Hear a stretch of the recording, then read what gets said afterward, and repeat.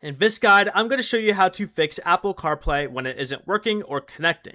This is Miguel from Just Boz, and before we get into this guide, make sure to like the video and subscribe to the channel with all notifications on for more content like this. It really does help out the channel and we'd greatly appreciate it. If you have any questions, just ask them down in the comment section below. I'm going to be doing my best to reply to every single comment down there.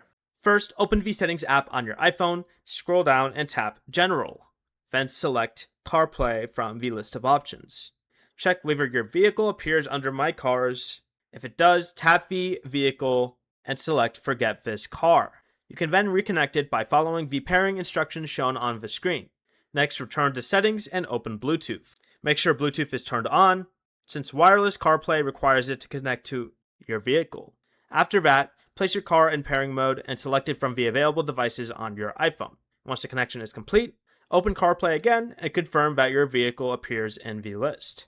Before you leave, remember to like the video and subscribe to the channel with all notifications on for more content like this. It really does help out the channel and we'd greatly appreciate it. And if you did have any questions, just ask them down in the comment section below. I'm going to be doing my best to reply to every single comment down there. Peace.